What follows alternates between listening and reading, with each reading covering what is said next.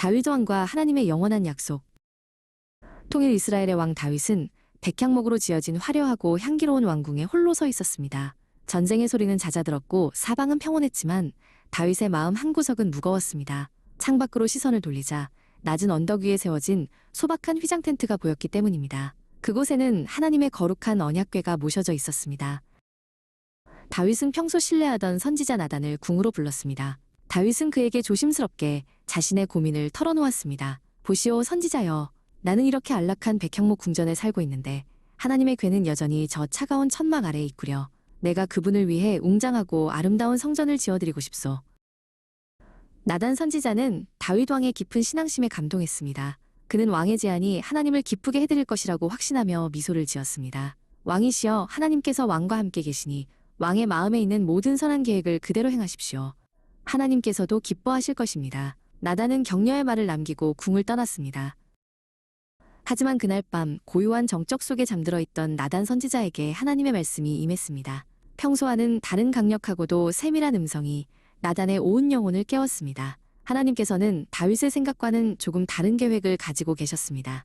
밤하늘의 별들이 반짝이는 가운데 나단은 하나님의 뜻을 하나하나 가슴에 새겼습니다.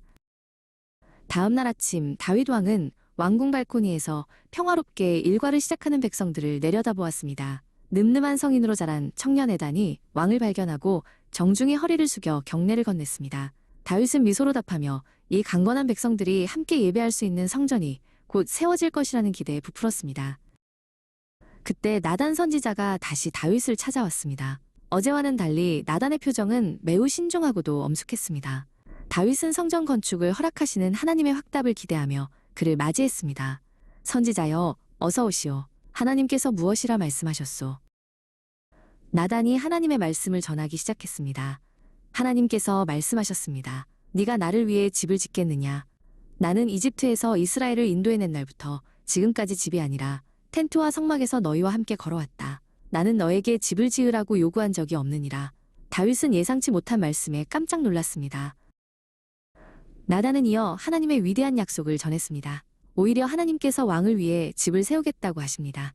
왕의 이름을 세상에서 가장 위대하게 만드실 것이며 왕의 아들이 성전을 지을 것입니다. 무엇보다 하나님께서는 왕의 나라와 왕위를 영원히 견고하게 하시겠다고 약속하셨습니다. 이것은 변치 않는 영원한 언약입니다.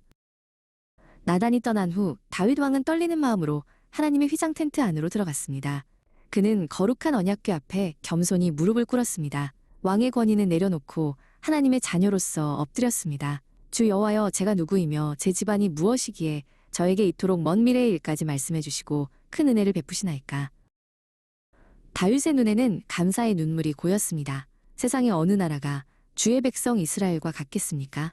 이제 주께서 말씀하신 대로 주의 종의 집이 주 앞에서 영원히 복을 받게 하옵소서. 주께서 축복하셨으니 이 복이 영원할 것입니다. 다윗의 진심 어린 감사가 온 성막과 이스라엘의 하늘 위로 향기롭게 피어올랐습니다.